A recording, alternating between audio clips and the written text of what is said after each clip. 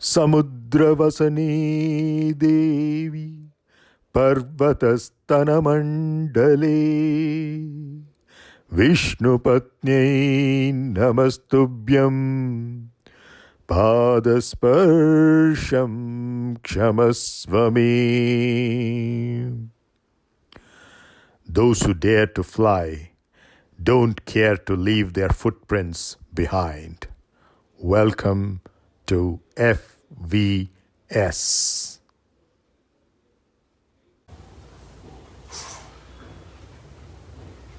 Very good morning to all of you. Good morning, sir. Good morning, sir. Good morning, sir. Very good morning. Morning, sir. Very good morning. Good morning, sir. Good morning. Good morning, sir.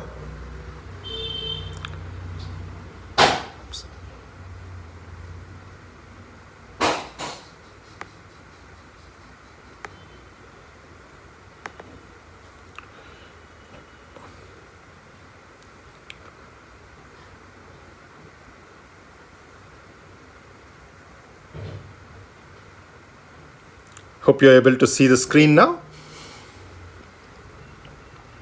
and the slideshow. Yes, sir. Okay, good.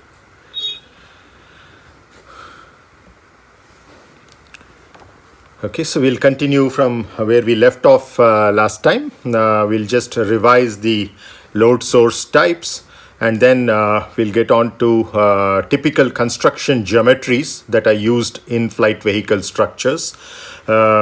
These are typically the semi-monocoque constructions, though as we discussed earlier, there can be some exceptional cases where a monocoque construction or even a truss-like construction can be used.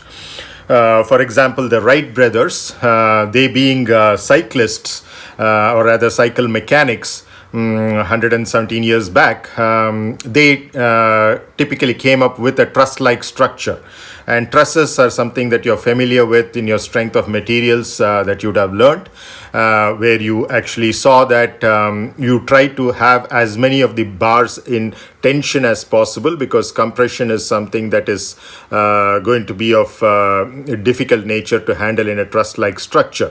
And you ensure that the tensions in all of the truss elements are within the limits of the material that is chosen to make up those truss elements.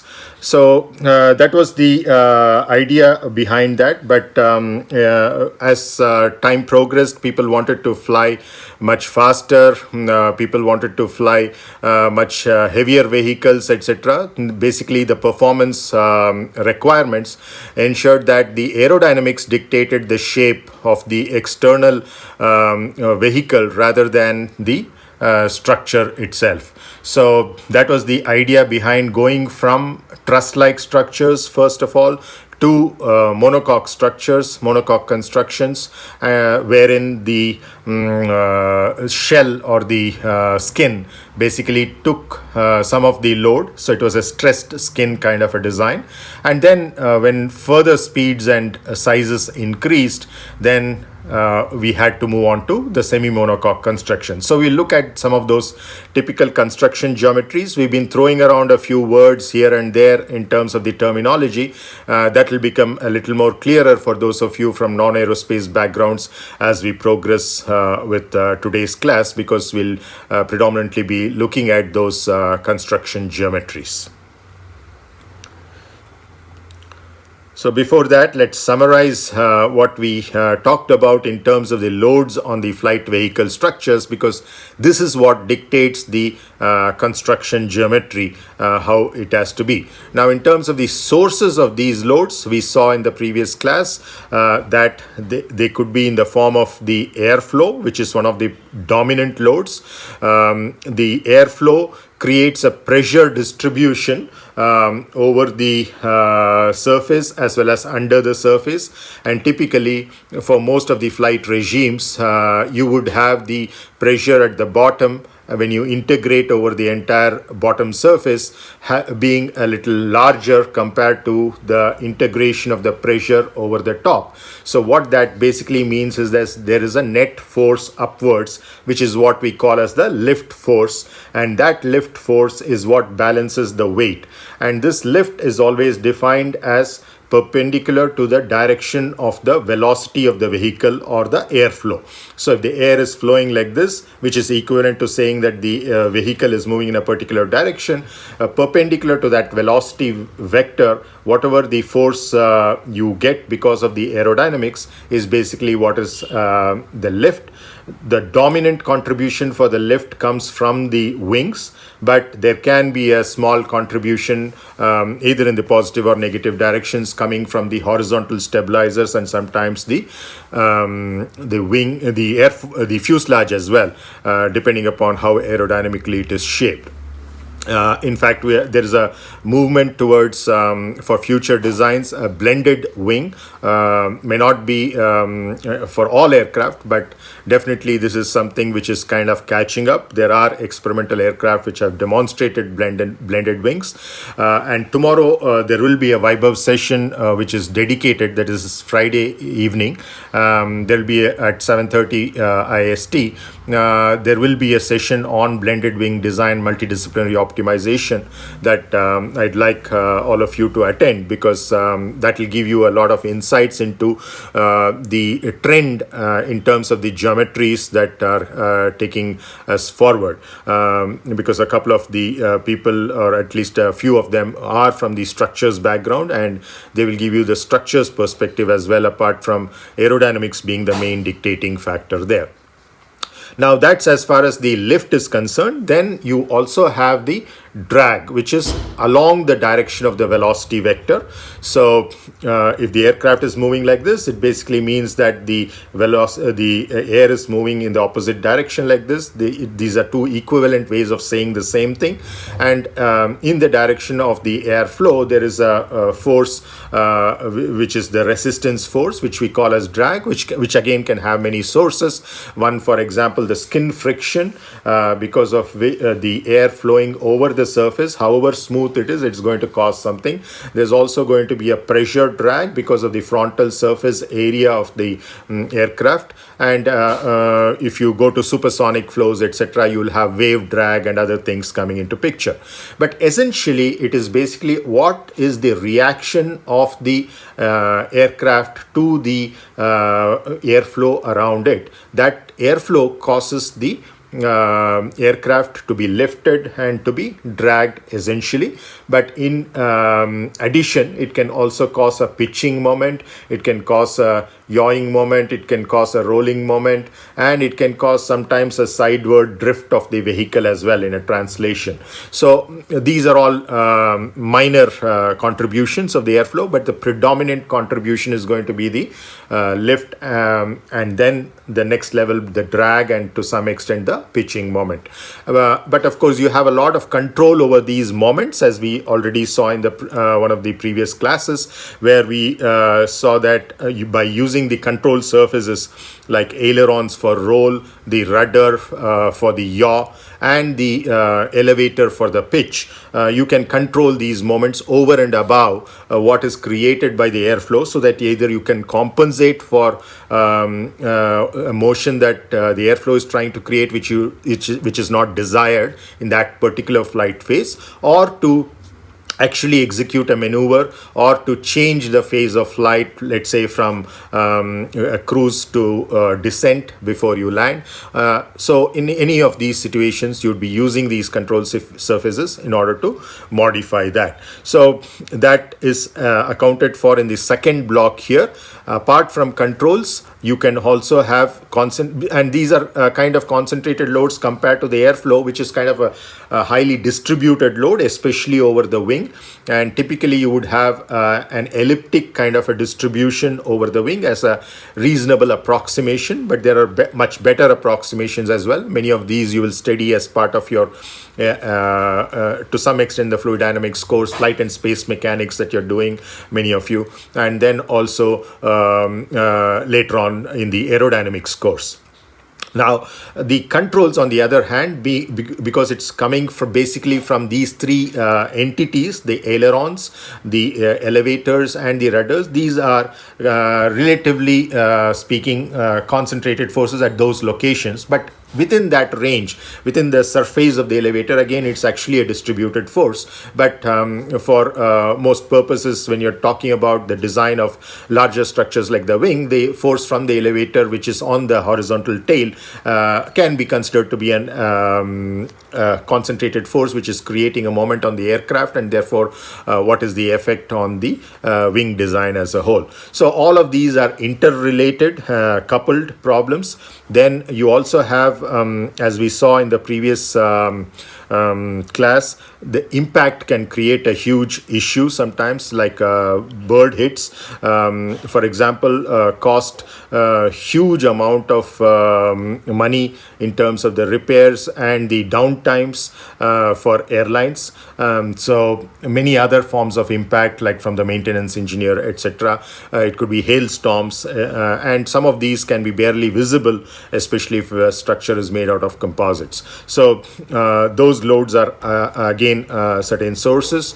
Then you have the concentrated loads also coming because of the landing gear. And this is on when you're landing or even taking off. At those times, the transfer of the load from the ground surface to the aircraft via the wheels, if it's a wheeled landing gear, because wheels are not the only way it could be. There can be skid landing gears, float landing gears. So if it's an amphibious aircraft, which can land not only on the solid earth surface, but also the water surfaces like a river or even an ocean. So in such situations, you typically have floats instead of wheels at the landing gear. And then you could also have, in some situations, some kind of a ski. If you're landing on snow, etc., you could have a ski kind of configuration for the landing gears as well. Again, in terms of the landing gear configuration, you can either have a tricycle with a nose wheel, which means that close to the nose of the aircraft, that is the tip of the fuselage in the forward direction. So you have just below that, just where the cockpit is, where the pilots sit, behind that, below that, you'd have a wheel, and then you'll have two more wheels which are below the aircraft wings. And this configuration is a tricycle kind of a configuration. There can be some smaller aircraft which are with, instead of the front wheel, you'd have a rear wheel. Again, a tricycle kind of a configuration. So the various possibilities are there, but you will have in any case concentrated loads coming out of that, as long as the aircraft is in touch with the ground. You could have concentrated loads also coming from the weight of the engine. I put the engine separately over here in terms of the engine thrust, which is a very major load, because that's the one which is going to counteract the drag. We talked about the drag being the force along the airflow direction. Now that has to be counteracted, otherwise the aircraft moves back. So that has to be counteracted. In a cruise-like situation, you'd have the thrust and the drag equal to each other, so that it is in it's in dynamic equilibrium in its motion. On the other hand, when you're trying to do certain maneuvers, you might want to increase the thrust or decrease the thrust above or below the levels of the drag that you're encountering, in order to either accelerate the aircraft or decelerate the aircraft, for example, while descending and landing.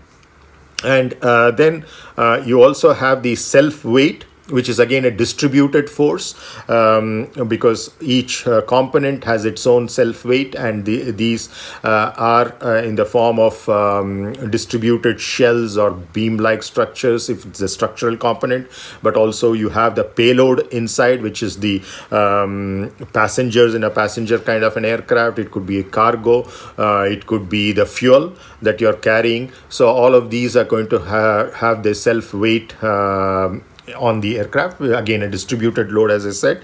Then you also have loadings coming from the environmental factors. These are relatively smaller, but cannot be ignored either. So these are the hygrothermal loads, which are coming because of the humidity. Again, depends upon the kind of materials that you have, how they react to that. There can be hygrothermal coefficients of expansion, because of which under different temperature or humidity changes, there can be small changes in the geometry of the material and therefore of the aircraft structure, and therefore this can cause certain loads as well. And there are internal loads, internal stresses created because of these, which are known as the hygrothermal stresses, some of which we'll probably consider in a later class. Then you also have the inertial loads, which is like the D'Alembert's force. And whenever we say force in this course, we would most probably be referring to a generalized force, which includes moments as well. So you could have inertial forces and moments in general, which are basically due to the accelerations that are involved. So accelerations either in the forward direction, the sideways direction, the upward or downward direction during climbing or descending, and then also the accelerations associated with the rotations in the three directions. Then you could also have the gust loads, which create turbulence, which many of you might have experienced when you are traveling on an aircraft. And then the last one is major source. There could be others as well. The major source is the internal pressurization, because most of these aircraft are flying at a high altitude, and you know that probably you would have studied in your fluid dynamics courses as well.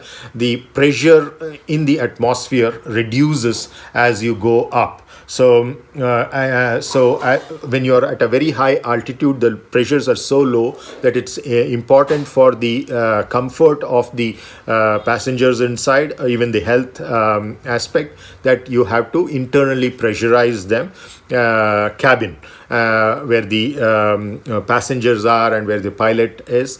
So these locations have to be internally pressurized, which means that on the fuselage structure, if you think of it as a cylindrical structure with conical caps at the back and the front, basically it's a pressure vessel.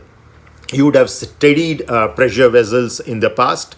So this is an example of that, the pressure vessel in actual practice. And so that internal pressure will cause basically the hoop stresses, which are tensile in nature, and also the longitudinal stresses, approximately half of that, as you know, in a cylindrical geometry idealized. So these are going to cause tension, which is actually a good thing, because in many situations you would have buckling that these are prone to if there were no internal pressurization. The internal pressurization causes these hoop stresses and longitudinal stresses, which actually kind of counteract some of the compressive stresses that are there, and therefore can preclude or completely avoid, that is, or it can delay the onset of buckling. But as I said, buckling is geometric failure, which can sometimes be actually utilized in the post-buckling regime because the material has still not failed, so that you have a much more efficient design. So these are the sources. Now let's come to the resultants, because again this is going to classify the loads in different types.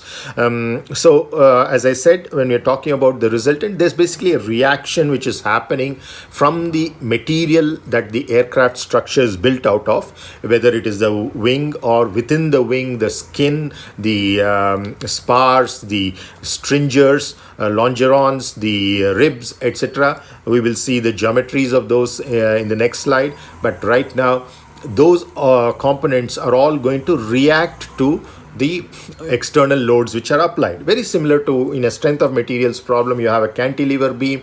Let's say this end is fixed, and this end there is a tip force which is applied. Now this is an external load, the tip force that is applied. But within the beam, you know that there's going to be a shear force at any cross section. There's going to be a shear force which is going to counteract this. So that is basically that shear force. If you cut the cross section, within the cross section, you will see that it is acting as a shear stress. And that shear stress will have a certain distribution which is kind of parabolic, having a very large value in between, but going to zero on the top and bottom in order to have the boundary condition at the top and bottom, because shear stresses have the property that complementary shear stresses are equal to each other, unless and until you have a magnetic material or something where there is a body moment distribution within the structure. In such cases, tau xy will not be equal to tau yx. But for most practical purposes, you have this holding good, and therefore, because the shear stresses on the top surface of this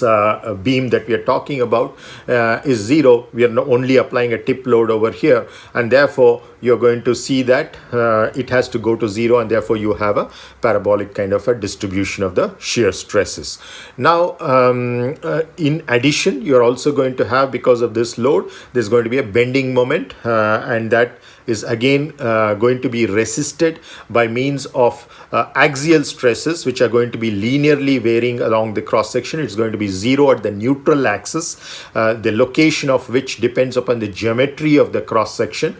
Now, once the geometry of the cross section is kind of defined, you have a particular location which is the neutral axis where there are no bending stresses, and then on one side, if this load is, let's say, downwards, then you basically have the compression at the bottom surface slowly increasing and reaching a maximum at the bottom fibers, and at the top fibers or the topmost elements, you would have the maximum tension that is happening. So these are normal stresses. So you have a combination of shear stresses and normal stresses, and then you would see that in this particular example, and in the case of the aircraft wing as well, the normal stresses dominate over the shear stresses, but in spite of that, the shear stresses cannot be ignored in the design.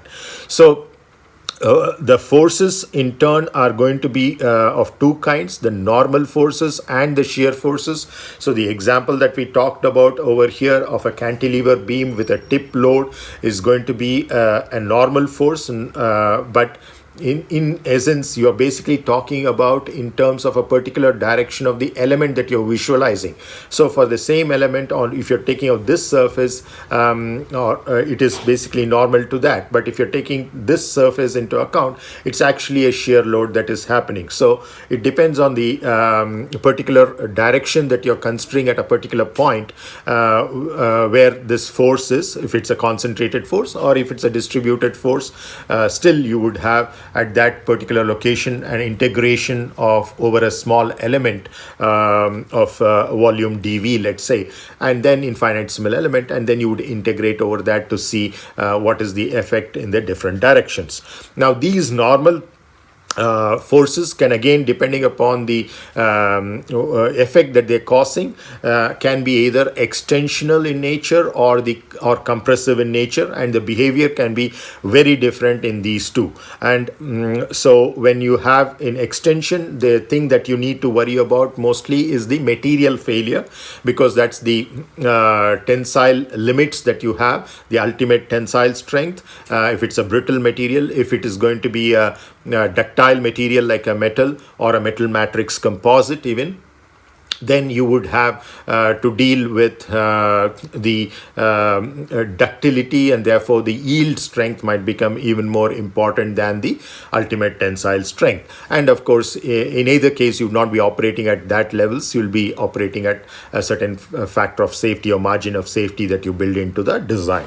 That's as far as extension is concerned, where you predominantly worry about the material failure. On the other hand, when there is compression that you see over here, which is also a normal load, you would see that in that situation, you would be looking at not only the material failure, which is also a possibility, but also the geometric failure in terms of an instability either elastic instability like buckling or an aeroelastic instability which can lead to issues. So that can sometimes happen even before material failure occurs, and therefore that can become the critical thing based on which the design of that particular structural component is done.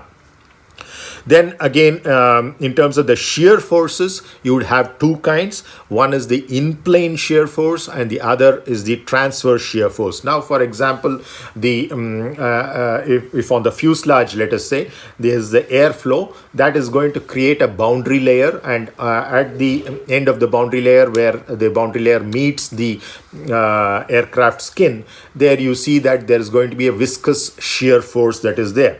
Now, this is an in-plane kind of a shear force. On the other hand, you could have, in the example that we talked about, you have a transverse load, let's say tip load at the cantilever, simple cantilever. So you would have that shear load on a cross section actually causing a transverse shear stress. So basically, if you're thinking of it as a plate, then what you're basically thinking of in terms of a plate is basically, if it's basically an edge kind of a force, a shear on the edge is basically in the plane of the plate or in the surface of a shell.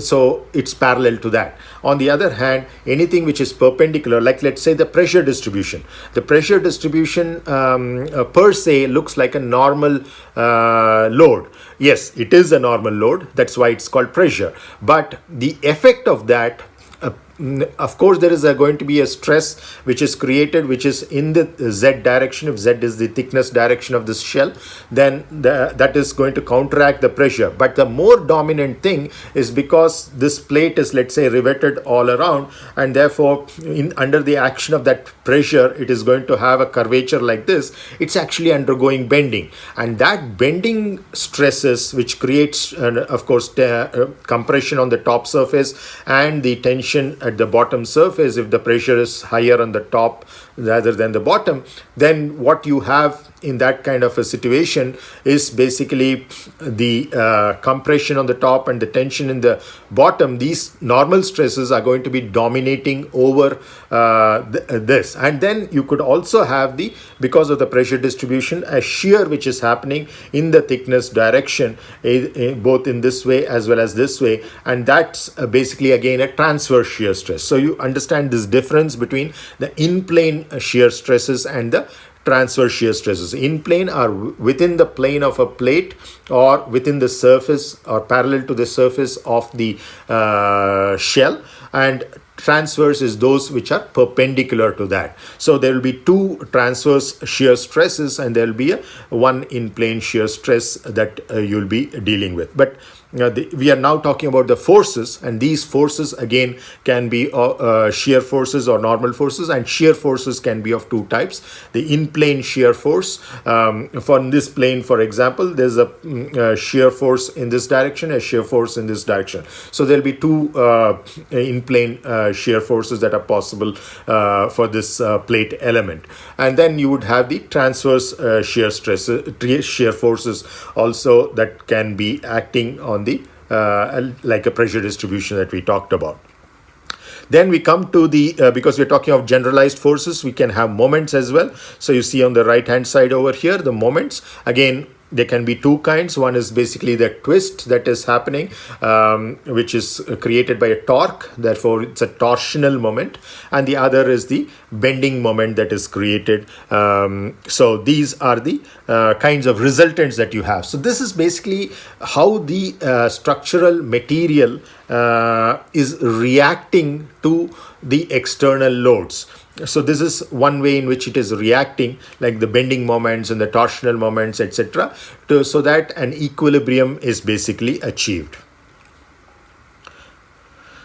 Now, the most important part of today's class is where we are going to now be talking about why we use shells and beams typically in a aircraft kind of a construction, structural geometries are predominantly made out of components which are either of very small thickness compared to the other two dimensions, which we call as shells or plates, and then those in which the length is very large compared to the other two dimensions, in which case we call it the beam, which could of course also be a shaft, or it could be a bar and either under tension or compression, or combinations of torque, tension, compression, or bending as well. So all of these one-dimensional structures. So basically we are asking the question, why do we use predominantly two-dimensional structures or one-dimensional structures or combinations thereof?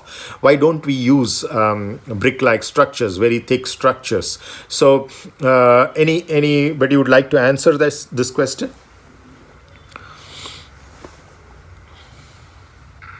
So because we want to reduce the weight of the aircraft, this is the primary purpose. Excellent. Yeah. So that's the main reason why we do that, because if you have brick-like structures like you did in a building, for example, you would not have a very efficient design. And even in a building, if you look at components like you have the structural beams and the structural columns that you have, again, are kind of one-dimensional structures, or even the, let's say, the ceiling of a room or a building, a particular floor of the building, is also basically almost like a thick plate structure. The only difference that you're going to have here is much thinner, and the kind of materials that you're going to use are going to have much higher specific strengths and specific stiffnesses. Now, in particular, as opposed to civilian structures, vehicular structures, irrespective of whether it is a flight vehicle or a water vehicle, water-based vehicle, be it a submarine, ship, whatever, or it could be a surface vehicle like a train or a car, bus, whatever. In all of these vehicles, also you see a lot of shells and beam-like structures being used. You'd see thin sheet metal being used for the construction of automobiles, for example. So why do you think we use them in those situations as well, all vehicular structures? Because there are multiple reasons. Yes, weight is one of them, because even those are moving structures, and if they are lighter, they would be much more efficient. They would consume less fuel per kilometer. The mileage would be much more, and at the same time they could probably go faster and or carry more payload, that is passengers. So all of these are there. But is there any other reason other than weight consideration that we use shell-like structures in vehicular structures? So for cells structures, it is easy to fabricate, like to give the aerodynamic shape in Good. case of cell structure. Excellent, yeah. So that is the main reason for using the cell, thin structure. Excellent, yeah. So very good. So whereas the beams are internal structures usually, which are supporting structures, especially in a semi-monocoque construction, the shells, on the other hand, are going to be the one which are exposed to the airflow, and therefore they need to have a certain shape. So if you see in the figure over here, there is a box beam inside. Now this consists of the front spar, the rear spar, and the flange on the top and the bottom. So this is an internal structure. The aerodynamicist will not be bothered about how you shape this. It is none of his consideration. On the other hand, even though the skin is a stressed skin and is designed by the structural engineer, as far as the shape, outer shape is concerned, we as structural engineers will not have any say at all. The aerodynamicist will completely dictate that. But on the other hand, how thick it is something that we can probably go. How the thickness is distributed along the length of the top surface, along the length of the bottom surface, how whether certain portions are thicker compared to others, etc. All these are the structural engineer's prerogative. in a design, but the outer shape is entirely dictated by that. And shells, as one of your classmates pointed out, is basically something that can be easily fabricated into those shapes. Not only easily fabricated, but also create that geometry and also I asked the same person who answered that. So as we go with shells, the shell deformation is also going to be large. On the other hand, I could have had let's say a solid kind of a cross section over here instead of just a box beam over here. You could still have the shape, and probably that's not very difficult to manufacture either. So why would you still insist on that? Yes, weight consideration is there, because if you fill it up fully, then you would have a much heavier structure. But there is another reason why, let's say, for example, in the fuselage, forget the wing here. In the fuselage, you cannot have a solid structure there. Why would you do that? Why would you go for shells? One, weight reason. Second is the aerodynamic shaping reason. There is a third reason too for this. Sir, maybe for storing fuel. Excellent. Storing fuel. Anybody else? Sir, in that case, actually, like you will have to remove a lot of material. Like suppose if you are going for a solid structure and then removing, like you will have to remove a lot of material from that. So like it will basically increase the cost of fabrication only, and that lead time for the production, and it will take more time. Good. Suppose if you are going for the solid structures and then removing the material to give the same shape and the same like geometry, so like it will not be like it will take more time, and cost of fabrication also will be more. Okay. Yeah. So those are important manufacturing and production reasons. But from the functional point of view of the vehicle, what happens if you fill up the entire structure? One example, somebody suggested about fuels. Will be difficult, sir. Come again? Assembly of controls or other components will be difficult, sir. Correct. That's true. That's also true. The shell-like structure might also help in a crash.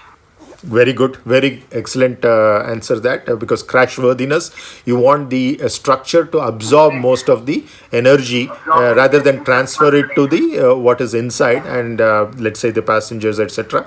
But so that is one of the reasons why you would want larger deformations to take place, so more energy is stored in the structure itself. Yes, next. So going on the lines of what another person answered, you want to store fuel in the wing, for example. But in the fuselage, you actually want your payload to be there, your passengers to be there. So if you have a very thick shell or you have the entire fuselage filled, you cannot take anything there. So the very purpose of a vehicle is to transport from a point A to point B, or even in a return journey back from point B to point A, certain cargo or passengers. So you want to contain them inside. So one is containing the fuel, the other is very good answers that you gave, containing the control structures, etc. Though the control surfaces themselves are outside, the transfer of the control from the pilot to that, the flying crew, the pilots, the flight engineers, the air crew, all of them need to be housed inside. So you want to maximize the internal volume. So the internal volume, one is your payload carrying capacity in terms of how much weight you can carry. The other is in terms of how much room they have. You would have seen how constricted it is in the economy seats, especially. Unfortunately, one of the politicians called it the cattle class. And the toilets and all these things are so constricted. Now, if you could have more space, basically that is going to be much more comfortable, or can probably have, you can house more passengers inside. So the idea is the more you maximize the internal volume, the more fuel you can take for a longer flight, or you can take more passengers over the same duration, or a combination of those you could optimize depending upon your particular flight plan that you have. So all of these reasons are important. None of them are less important. But the beauty is all of these are leading to the same answer. Shell structure is good, and a thin shell probably is even better. But from a structural point of view, the thinner the shell gets, the more stressed it is going to get, and we start worrying about what kind of better materials that can be used over there, and what kind of stiffening that we can bring in terms of the beams which are going to be supporting those shells. So let's look at all of these in a formal way. So just to kind of summarize many of the things, inputs that you already gave, there are triple functions, three important functions, primary functions, there could be other secondary functions as well, of a vehicular structure. They need not only be aircrafts, helicopters, satellites, rockets, missiles, etc., which are flying, but even surface transport vehicles or water vehicles. In all these situations, there are three functions that the structural elements, the structural components are going to perform. The first one is that they have to transmit and resist the loads which are applied on the vehicle.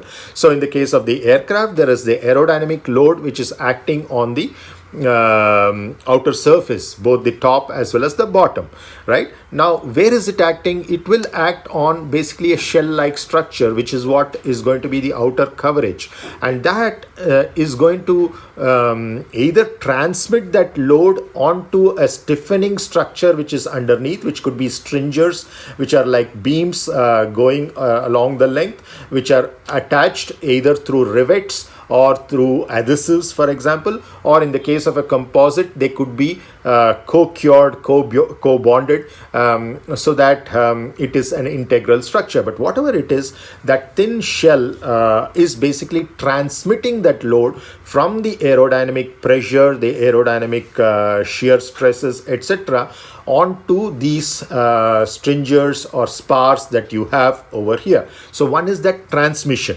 The other is a part of it is resisted by the skin itself through its deformation. So the skin will deform in a particular way to resist that load, creating certain stresses and strains, deformations within the shell. So one aspect of the vehicular structure is to transmit the load to what it is joined to. If you take it in a much larger component sense, let's say the fuselage to which the wing is attached. Now the lift load which is coming from the wing is basically transferred to the fuselage, and at that location you should have bulkheads or very large frames, very thick frames, which can actually help to transfer that load, the lift, the drag, the thrust, if the engines are mounted on the wing, let us say, all of that is coming from the wing onto the fuselage, and that transmission has to take place. So one of these two has to be done. Either they transmit the load or they resist the load. Usually they do both of these partly. Okay, so partly they resist and partly they transmit it to the other structural components that they are joined to.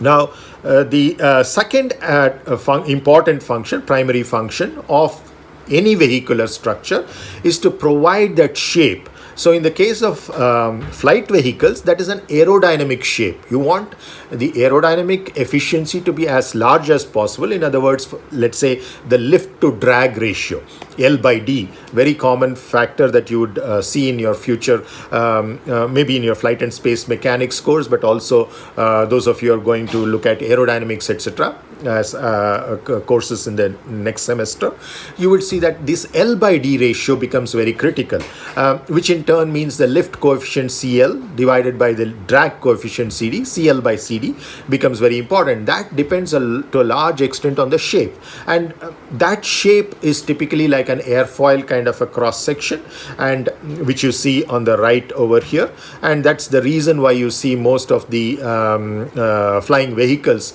at least the wing structures, the empennage, by which the empennage means the rear part of the vehicle. Typically you would have the horizontal stabilizer, which is the horizontal tail, the elevators, the vertical tail, and the rudder. All of these put together is typically called as the empennage.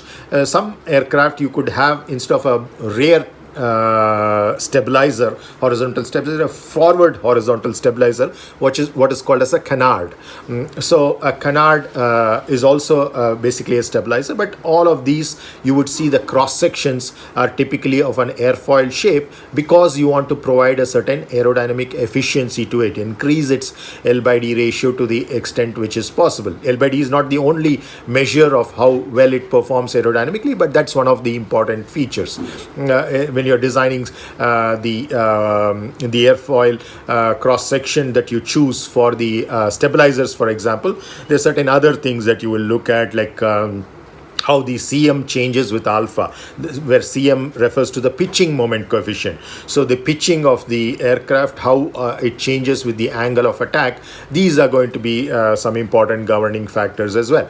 But most importantly, the L by D ratio, at what angle it stalls. So in other words, the lift continuously increases with the angle of attack, other things kept constant, so the lift coefficient increases continuously, and then it reaches a peak. So if you keep on increasing the angle of attack, by which we mean the angle between the velocity of the airflow and the direction in which the aircraft is flying, so, or let's say the zero lift line, these are concepts that you'll probably study later in flight and space mechanics if you have not done so already. But this is basically the angle of attack. Now, if the zero lift line of the aircraft is parallel to the airflow, you would have a certain lift which is zero, and then as you keep increasing that angle of attack, you would see that there is more and more lift. But beyond a certain angle of attack, there's no further increase in lift coefficient, it will drop. That is basically called as stall. So the stall characteristic is very important when you choose a particular airfoil configuration.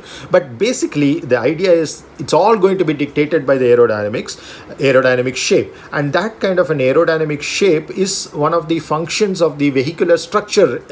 Though it is a vehicular structure which is supposed to primarily bear the loads, offer certain strength, stiffness, structural stability, aeroelastic stability, etc., it's performing an aerodynamic function as well because of its very shape. That shape is going to give it a certain large value of L by D, which is sufficient for your design, and many other aerodynamic parameters like a reasonable stall angle for a particular design, etc. Next, we look at the third primary function of a vehicular structure, that is again some examples that you came up with, to store the fuel, to store the control surfaces, you said, but also to store the people inside, if it's a passenger aircraft, or even if it's a cargo aircraft, the payload that is in general needs a certain volume. Apart from allowing for a certain payload weight or mass, you need to allow for a payload volume as well. So it acts as a cover which protects that. It provides a certain volume which you want to maximize. At the same time, it's not just that volume, but it also has to protect it from the environment. Because as I said, when you're flying at a very high altitude, not only is the pressure very low, but the temperature is very low as well. So you want some protection from that. So you have a covering within which you can internally pressurize and provide air conditioning to create the level of oxygens that you would like, but it may not be comparable to what it's on ground, but still it will be reasonable for you to healthily survive. So and these are again reasons why some of us feel let's say a jet lag or something, especially after a very long duration flight. It's not just the inertial loads that we have going on the flight, but also the lower pressures and temperatures that we have to deal with, probably lower oxygen levels. You would see this not only in flying vehicles, people who are climbing mountains, for example Mount Everest. You know that as you go higher and higher up the mountain, the temperatures are going to drop further, the pressures are going to drop, the oxygen levels are going to drop. So you need to be prepared for that in terms of the equipment that you carry and the kind of bodily physique that you would have to develop through an appropriate exercise regime, etc. So all of these is going to be protected inside. So the third function of the vehicular structure is in terms of acting as a protecting container from the environmental things, so that your kind of whoever is inside is kind of isolated from that lower pressure, lower temperature, lack of oxygen, etc. So these are the three important things. But the beauty of this are actually, let's say, a collateral benefit of these three is the fact that all of them are actually pointing towards moving the material as far outside as possible. You do not want to have the structural material close to each other. You want to push it like a balloon. You blow up a balloon, it goes outer and outer. So you want to stretch it to the extent possible that you are able to have as many people inside as possible. You have the outer airfoil cross section, which is going to have a rounded leading edge. It's going to have a thicker portion in between,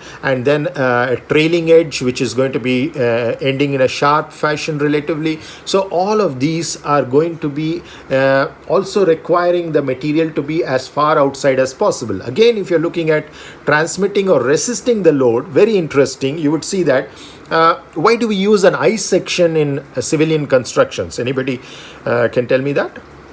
What is the primary reason or a function of an I section beam as opposed to, let's say, just a rectangular cross section? Why some cases I section is preferred? Yes. Sir, it increases the moment of inertia. Excellent. Yeah.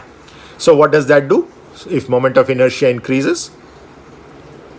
Generally, moment of inertia is responsible for resisting bending. Excellent. So let's say in an isotropic material, for example, EI is the bending stiffness, and therefore if you have the material already chosen and fixed, you can't increase E anymore. The only way you can increase is by geometric changes, where you increase the moment of inertia about the corresponding direction. Whichever direction the bending moment is, you basically want, so the bending moment can be described as using the right hand thumb rule. So if the moment is basically like this, this is the direction of this. So if this is the Z direction, for example, then we call this moment as MZ. If this is the X direction, we call this as MX, and if this is the Y direction, we call it as MY, right? So now all of these correspondingly along that particular axis. So if it's, let's say, an MY, then you're basically looking at about the Y axis, how is the moment of inertia. In other words, how far away from the neutral axis is the material distributed. So the farther away it is going to create a larger I, that is moment of inertia, and therefore a larger EI, which is the bending stiffness, and therefore an ability to resist bending moment and create very less deformation. So that is basically going to be very advantageous to push the material outwards. And that's why in an I section you have two flanges which are separated from each other as far as possible, and then you have a web which is connecting them in between, right? Now that, Sir, yeah, can you explain the last part once again, that I sections part? I'm Sure. actually from basic clinical background, so I'm not able to understand. Sure, that. definitely, I'll do that.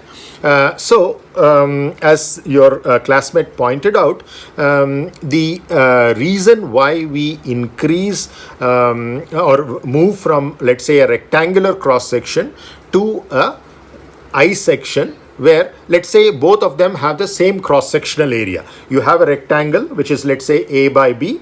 So the area is A into B. Now you split that into three layers.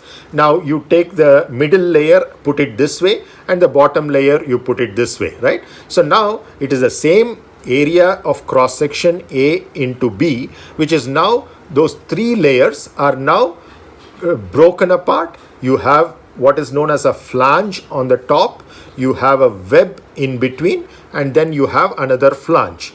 Now this is called I section because it looks like the shape of the English alphabet letter I, right? Now this I section, the reason why it is much better in bending is that the bending stiffness is given by E times I, the Young's modulus times the moment of inertia, about the neutral axis of the beam. The neutral axis is a location where the stresses are zero, and when bending is applied, you know that the top portions are going to be, if the bending direction is this, then the top portion is going to be under compression and the bottom portion is going to be under tension.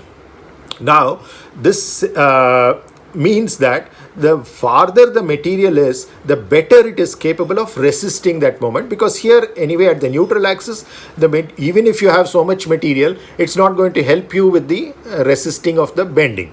So the farther you move away the material, the better it is in terms of higher moment of inertia, and therefore if I is larger, E into I is also larger, because E is the same material constant. Now, if EI is very large, that all that it means is bending stiffness is large. When something is very stiff, even with a large moment, you're going to have very small change in curvature. So if this is the beam, when you apply a bending moment, it is going to curve. That curvature is going to be much smaller when you have a same bending moment but larger EI. So the larger EI basically means that you're moving from a rectangular cross section to an I section or any other section which is basically having material which is farther away from the neutral axis than closer to it. So the farther away you go, you increase the I, you increase the EI, and therefore reduce the curvature that this can go into, because the lesser the curvature, the less deformed it's going to be, and the lesser the deformation, you can either delay your failures or you can allow for much larger bending moments to basically come up, which means either more loads or faster speed, etc. So is that clear? Yes, sir. Okay, very good. So that is as far as let's say the bending is concerned. Now let's take the example of torsion. So if there is a structure which is under torsion, if you take a solid circular cylinder and you give it a twist, let's say its radius is r, you have the cross-sectional area is pi r squared. Now the same material, you make it into a much larger shell, but this time now it's a thin-walled open cross-section circular cylinder.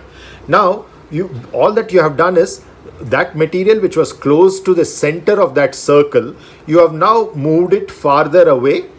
It's the same weight because it's the same length, same cross-sectional area, but now instead of pi r squared, you have pi into r naught squared minus ri squared, where r naught is the radius of the outer surface and ri is the radius of the inner surface. So pi r naught squared minus ri squared is equal to pi r squared, which was the original solid shaft. Now these two, the way they're going to resist the same torque, if they'll say the length is also same, so that the total weight of these two rods are same. One is a solid rod, the other is a open pipe-like structure or a tube-like structure, now which is much larger in overall diameter. Now these two weigh the same, but in this case the ability to resist the torque is much better. In other words, for the same torque, if you apply T naught to both of them, fixing the other end, you apply at the tip, let's say a torque T naught, the amount by which the solid shaft is going to twist and the amount by which the hollow shaft is going to twist is going to be very different. So this is going to twist much more, whereas this will twist very little, because it's GJ, the torsional stiffness, which is again made out of two components. That is, G is a material property, which is shear modulus, and J is the inertia which is associated with torsion, very similar to, analogous to EI that we talked about in the I-beam for bending. Same way, here we are talking about a J, and this J also increases as you move the material away from the center of twist. So there it was from the neutral axis, here it is from the center of twist. In the simple geometry of a circular cross section, whether it is solid or hollow, it happens to be the geometric center as well. But if you look at the kind of configurations that we saw here, either in the airfoil or in the box beam, which is rectangular, approximately rectangular inside, then you would have some small corrections to make for that. But basically, in either of these cases, all you're trying to do is to move the material out. So moving the material out has increased J, and therefore Gj, which is the torsional stiffness, and therefore for the same torque you are able to have lesser twist, or you can have if your allowed twist is the same in both the cases. For the same allowed twist, you can go with a much higher torque, which means that you can go for a much better loading in the structure. For example, in a fighter aircraft, certain maneuvers will require a large twist that is happening from the aerodynamics, and you can accommodate for that larger twist by having the material which is outside. So whatever the design, it is always useful to spread the material outwards. So the idea is that whether it is to protect the contents and therefore have more contents inside, you want a larger volume, and basically a larger balloon that you're talking about. And if you want the aerodynamic shape, again, to create that aerodynamic shape, you want the material to be farther away. Again, if you want to transmit or resist the load, the best configurations, as we saw both in the bending example as well as the torsional example, which are predominant loads in many structures, bending even more predominant than the torsion.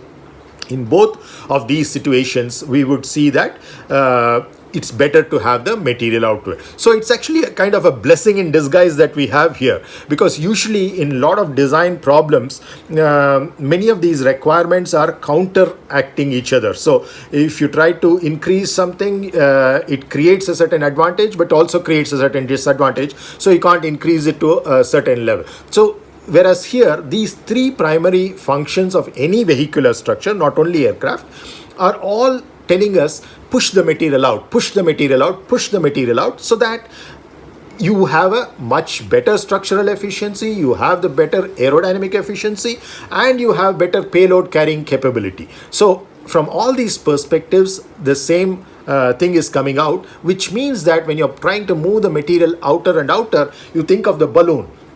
As you blow it more and more, you know that the balloon becomes bigger, but the balloon wall, the rubber that is there, becomes thinner and thinner because it is stretching. As it is stretching, the Poisson's ratio is fairly large over there because these are rubber is approximately an incompressible material. So the Poisson's ratio is about 0.5. So it's going to thin in that particular direction. Any positive Poisson's ratio means that if you apply tension in one direction, it's going to compress in the other perpendicular directions. So these hoop stresses that are there in the balloon are basically going to make the structure thinner and thinner, which is what you have here as a thin shell. But beyond a point, you blow a balloon, you know that it's going to burst. Why does it burst? Because the material fails, right?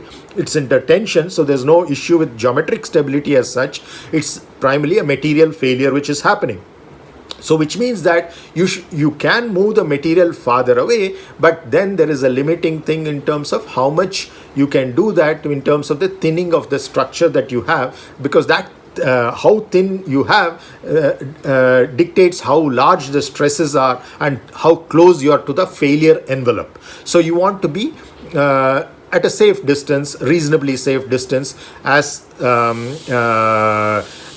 listed by the regulations which you need to follow for a particular design, whether it's a civilian design or a military design. So based on that, you can go only up to a certain level in terms of the thinning of the structure in the undeformed configuration. So as I said, these three triple functions are a lucky combination, because all these three roles, whether it is the structural role, aerodynamic role, or the payload carrying role, these three roles are all telling us that the most efficient location for structural material is the vehicle outer surface. So the vehicle outer surface is what already the aerodynamicist has dictated for us. Now all that we are trying to do as a structural engineer is to try keep that structural material also close to that outer aerodynamic shape, which means that you want to have thinner and thinner shells, right? So most flight vehicles, not only flight vehicles but all vehicles, be it land vehicles or marine vehicles, they are all going to be of a shell-like configuration. And within that, we have two types, which we have visited in an informal sense earlier. Let's formalize that. One is the unsupported shell, which is monocoque. Monocoque is a French word actually. It means, mono means, as you know, single, and coque, C-O-Q-U-E, means a shell. So it's a single shell. And the best example of that from nature, and most things that we do in engineering, you should recognize, is inspired by nature, because nature has evolved over a long period of time, millennia, that it has made things in a much better way. We discussed this in the context of materials also, that why we use composites is because we are inspired by wood in the tree, and the skeletal structure, bones in the human or any vertebrates, for example. So there, you know that these skeletal structures and wood are very strong and stiff in the directions desired. So therefore, we go for engineered composite. That's where the initial inspiration comes from. The same thing in the case of nature, you see that there is a monocoque construction. Can anybody give an example of a monocoque construction in nature?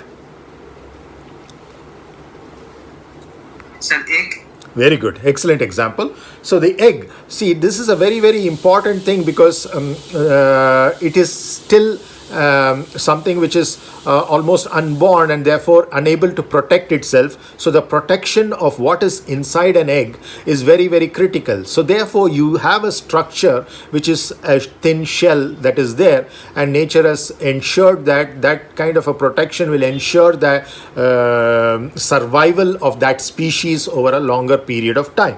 So same thing you see here also in the monocoque construction.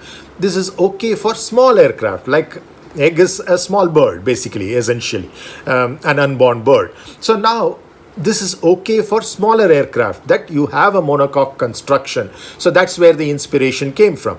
Even prior to that, as I said, the inspiration for the Wright brothers and many aircraft which came in the a decade or two after that were truss-like structures, biplanes, basically two cloth covered airfoil cross sections, which are basically connected to each other in terms of a truss structure, which is basically to do this, that is the transmission of the load.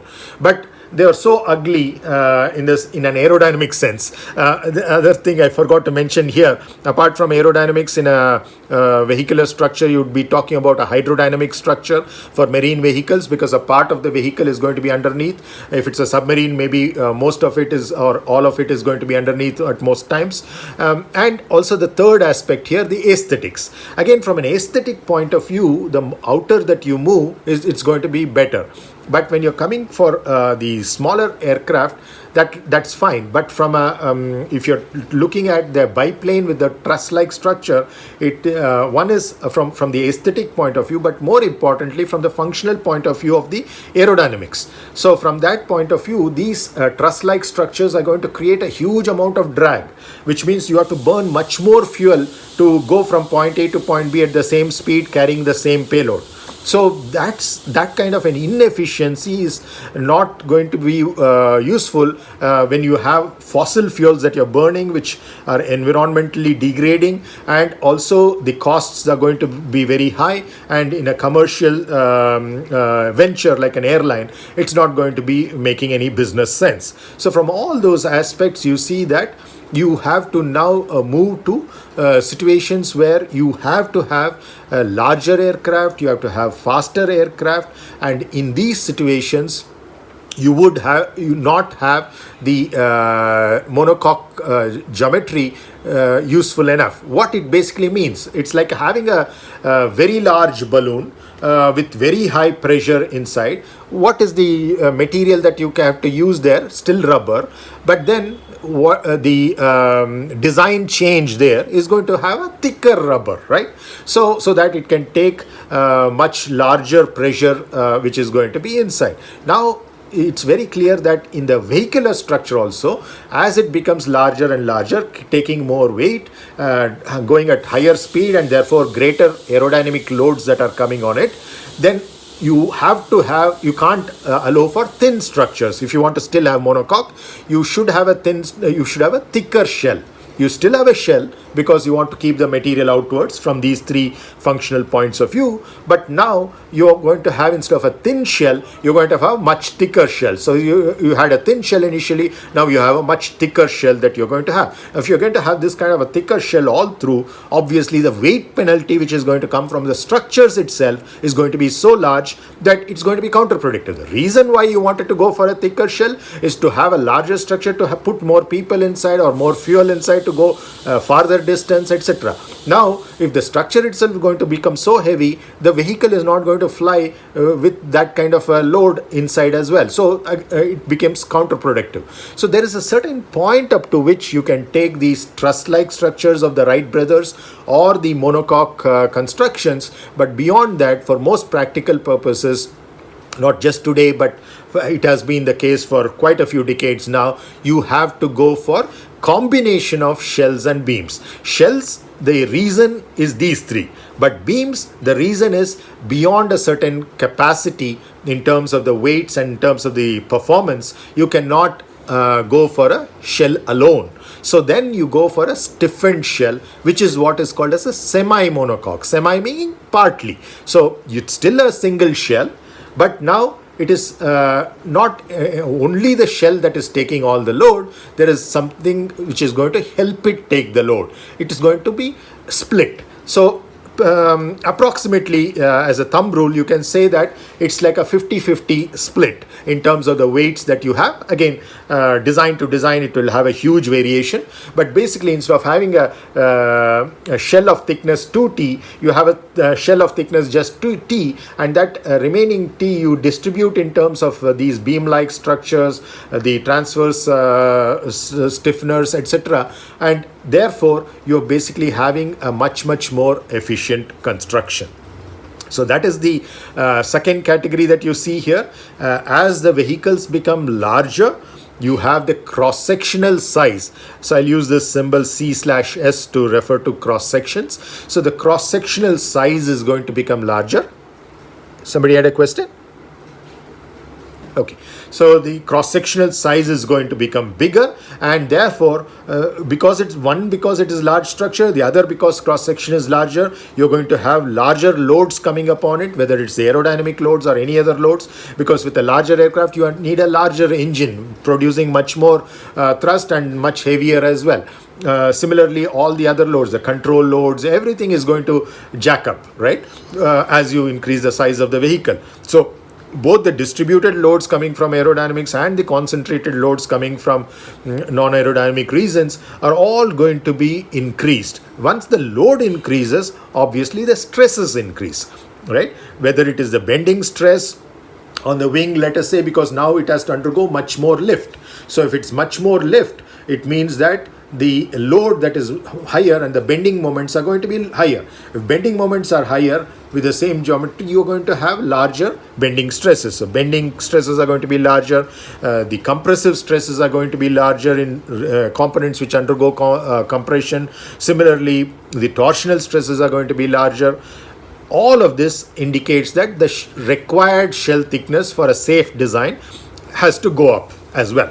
So the shell thickness goes up as well, which in turn implies that the shell weight is going to increase, because the same material you're using with a larger thickness, first of all the vehicle has gone large, because of that the weight has gone up. Now you're increasing the thickness also, so the weight per unit area also increases, so the overall weight goes up tremendously. Okay, it's not a linear growth that is there.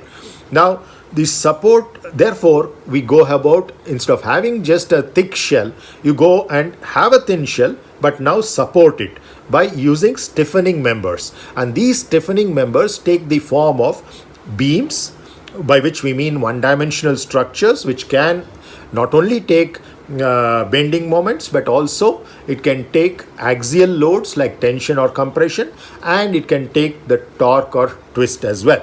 So all those kinds of one-dimensional structures, and those one-dimensional structures, when bent into particular forms, they can be in the form of frames. So For example, a rectangular frame, it consists of 4 beam-like components. So all of these put together, joined in a particular way, or integrally manufactured in a particular way, create a frame, right? So you could have a circular frame as well. So these help to maintain the shape as well. For example, if you look at this particular configuration that you have here, the box beam inside not only is going to take certain loads, but it's going to help ensure that this thin shell doesn't change its geometry, because if it changes its geometry, it changes its airfoil cross section, all your L by D, everything goes for toss. So you want to maintain that shape as close as possible. Geometric stability, it's called, right? So you want to maintain the geometry as close to the original design as possible, even under the loading situation. It's not possible entirely, but to some extent it is possible. And one way of doing that is to have these box beams not only taking the loads but also maintaining the outer shapes. So those frames play a role over there. In the case of the fuselage also, you will see there are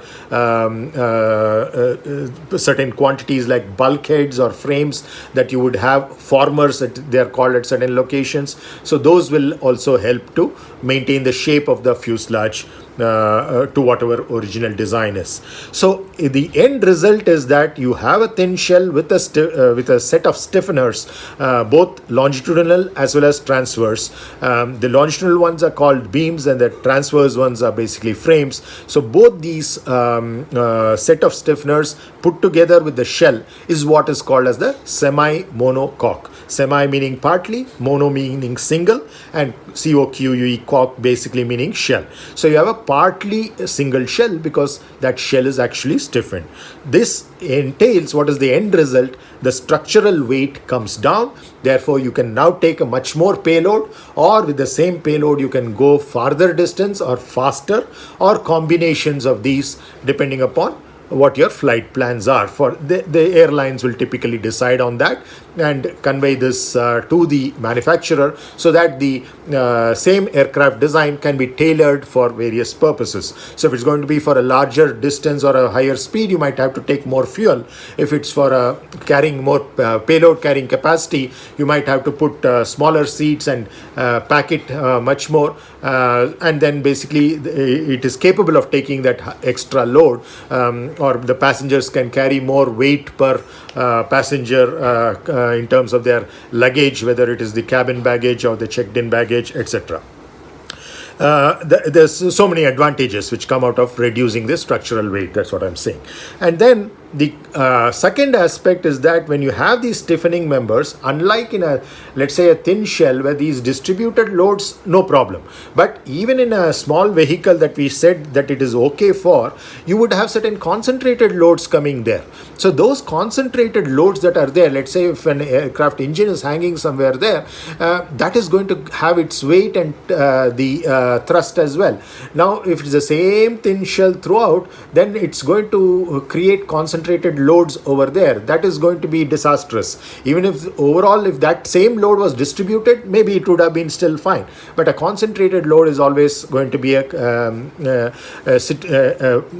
trouble. So even in some of the monocoque constructions, just at the locations where the concentrated loads are there, some kind of additional reinforcement will be there. So in this case, that becomes another advantage of having these beams and frames in a semi-monocoque construction, is that the concentrated loads will diffuse smoothly into the skin. So that, for example, if this is the wing and this is the engine that is there, that engine is creating a thrust and a weight. So where the engine is joined to the wing through a pylon-like structure, there is a concentrated load, which is the weight of the engine, and a thrust of the engine. Now, both of these loads, if it was just a thin shell, it would have resulted in the failure of that panel of the wing at that location. Now, because at that location you will have a transverse stiffener called a rib and suitably designed, so that the concentrated load, both the thrust as well as the self weight of the engine, are going to smoothly diffuse into the skin rather than as a concentrated load. So that is the whole idea of this. So one is it increases the efficiencies in many ways. The other is from a structural point of view also its advantages, especially because we have a lot of concentrated loads that are involved. Are there any questions on this before we go to the next slide? Sir, this is Samanway. Yes, Samanway. Sir, I had a question that is, so you were telling that the beams is 1D. You are defining the beam as a 1D section. It is 1D because the main force which is acting in the beam is a bending and it is a tensile load. That is why it is 1D. No, not because of that. It's because the cross-sectional dimension is small compared to the length. So we are calling all those structures as 1D. See, in reality, all structures are 3D. Okay, whether it's a beam, whether it's a frame, whether it's a shell, they're all three-dimensional structures in the sense that if you take any three orthogonal directions, in all those three orthogonal directions, there is going to be a non-zero dimension, right? You cannot have a zero dimension in reality. But if some dimension is smaller compared to the other two, then you call it a shell. And if some dimension is larger compared to the other two, you call it a beam. So that is the only distinction, and we will use it interchangeably. Whenever we say beam, we basically mean a one-dimensional structure. When we say a shell, we mean a two-dimensional structure. And in terms of the mathematical models and the finite element models, etc., you can go for 1D elements in the case of a beam or a 2D elements in the case of a shell, which might still give you reasonably good approximations, but still remember it is an approximation to the original 3D. So 3D finite element analysis, for example, will always give you much better accuracy if all other things remain the same. Of course, the choice of the elements, the how you model it, all these things matter. The equations which go into modeling it, etc. But keeping all those things, let's say they're all at the level that is required, then level of fidelity that is required, then you would see that the 1D model for a beam like structure or a 3D model can give you almost the same result. Similarly, for a shell, a 2D model or let's say a 3D model can give you almost the same result if the 2D is modeled accurately enough, which is always a question sometimes. But the advantage of going for a 1D model instead of a 3D model is you have much lesser number of degrees of freedom, and the code is going to run much faster, so you get the results almost in a jiffy instead of running it for a few days or months in some cases for a fully three-dimensional model, which may be required in certain situations because you do not have a reliable 1D model, a reliable 2D model, etc. But where you do, you will take advantage of that. So that is from a structural engineer's analysis point of view, you have a huge advantage that these structures are 1D, 2D. So not only its advantages from these 3 points of view, even from the point of view of our analysis, things become simpler. But simpler in one level, but more complex in the other level. We as researchers, for example, you are a PhD student, you are going to do research, right? So now, in this kind of a situation, you are going to develop the theories, for example. Development of that theory for 1D is much, much more complicated than the 3D theory, right? Because 3D theory becomes a starting point for you, and then you slowly come to 1D through a dimensional reduction. If you make ad hoc assumptions, approximations there, then your 1D model might be good enough for a textbook, but never for an aircraft design. So you have to do it in a very mathematically rigorous way, using state-of-the-art mathematical tools, starting from the best understanding of physics that you have at the 3D model, and then use those dimensional reduction tools to come from 3D to 1D for the beam or 3D to 2D for the case of the shell. Then you would have a fairly accurate thing. But even there, as the thickness increases, you have a thicker and thicker shell. Then again, the differences between your 3D model and the reduced dimension model will become more and more. So these are very, very important considerations to take into both from accuracy and an efficiency point of view. Does that answer your question, Samanway? Yes, sir. Thank you so much. Okay, welcome. Anybody else? Any other questions on this slide? Okay, so let's move on. Okay, now we come to the semi-monocoque nomenclature. So what are the different components which go into making the semi-monocoque structure? In a general sense, we said two. That is, one is 2D structures and 1D structures. The 2D structures are shells, the 1D structures are beams or frames, right? Now, within that, there are subtle differences in terms of what kind of functions they do, where they sit, and what is their geometry, what typical materials you might use for them, etc., and the type of stresses that they are able to resist. So, from these points of view, there are going to be differences. Now, let's see that. So, from the point of view at being a monocoque, you have a cover skin. So, that is essential. Whether it is monocoque or semi-monocoque, you are going to have a cover skin. So, that cover skin is going to, what is in the case of a wing, give you an airfoil shape, right? In the case of a fuselage, it is going to give you the outer shape, typically a cylinder, so could be a circular cylinder or elliptical cylinder, basically approximately a cylindrical shape or an oval shape that you have, right? Now, in either of these cases, you also going to have these stiffening elements. Some of them are going to be longitudinal stringers or longerons. Some of them are going to be spars. Some of them are going to be transverse frames or ribs, which you're going to have in both these situations. That's why we have these two diagrams over here.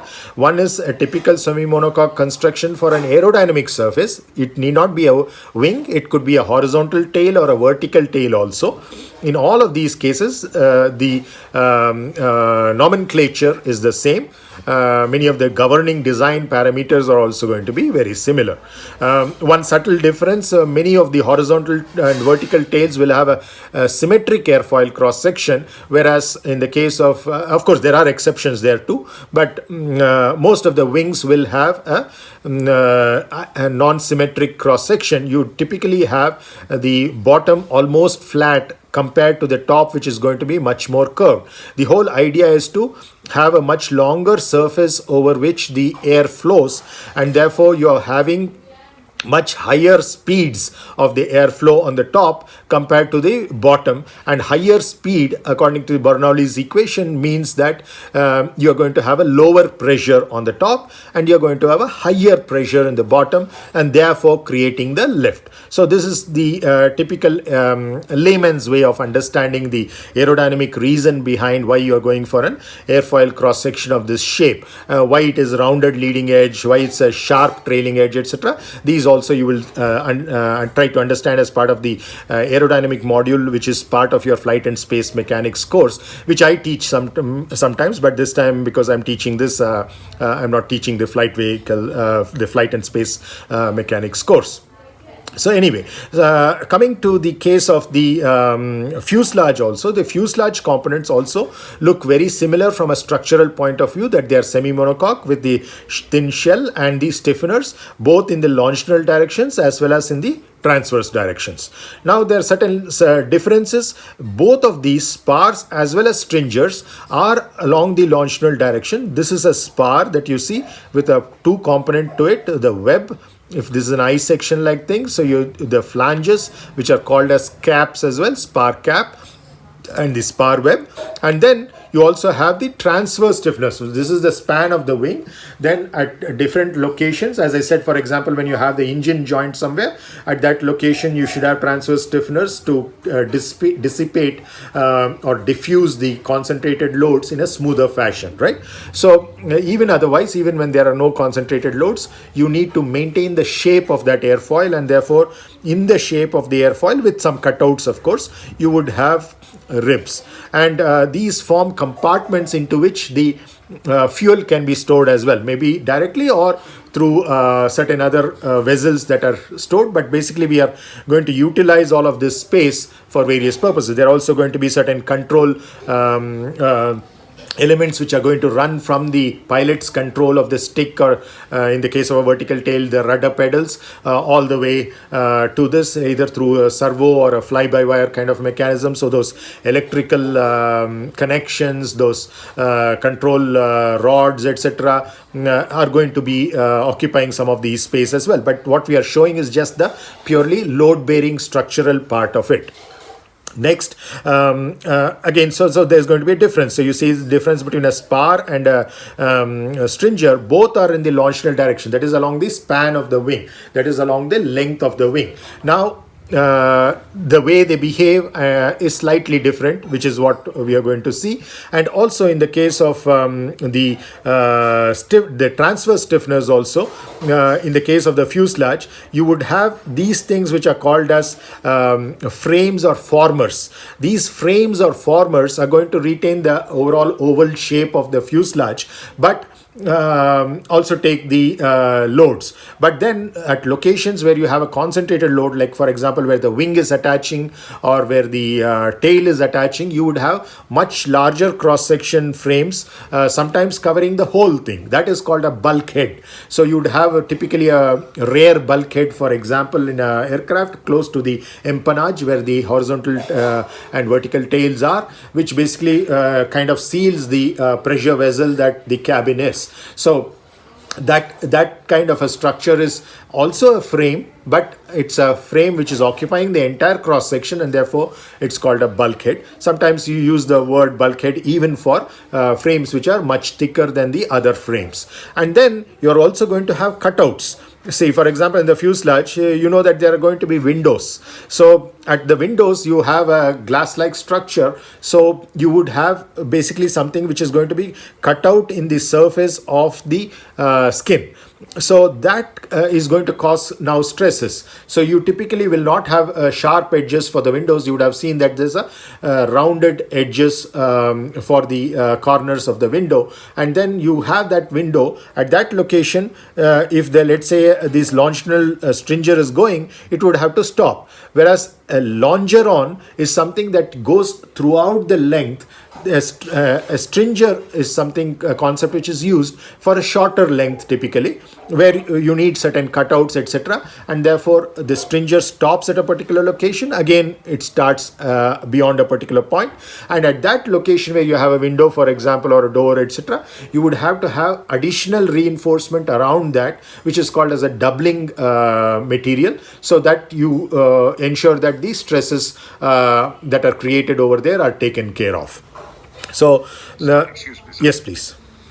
Sir, good morning. This is Franklin here. Yes, Franklin. Sir, is there any other difference between the stringers and the longerons apart from the cross section and yeah. See, these are again, it varies from who uses it, because there are different user community as well as in the aircraft community within different industries, and also in terms of the regulatory authorities. There is a slight change in these nomenclature, but for our class purposes, this is the fundamental difference that you need to have, that stringers are typically shorter compared to the longerons, which run almost throughout the length. But the end effect that both of them play from a structural point of view is that they take basically axial loads, which can come either from the original axial loads or from a bending load, which at that particular location is either a tension or a compression. They're basically able to handle that. Okay? Right, sir. Thank you, sir. Anybody else? Any other question? So, okay. So, I think with this, we'll probably stop for today, and this is not the end of this slide. I will go into further details on this slide in terms of telling you certain aspects about the cover skin, about the stringers, longerons, about the spars, about the transverse frames and ribs, so subtle differences between when they're used in the in an aerodynamic surface like a wing, or when they're used in the fuselage, and the functional differences and how the transfer of load takes place, etc., at the beginning of the next class. Thank you very much. Thank you, sir. Welcome. Thank you, sir. Thank you, sir. Thank you, sir. You're most welcome. Thank you, sir. Yes, sir.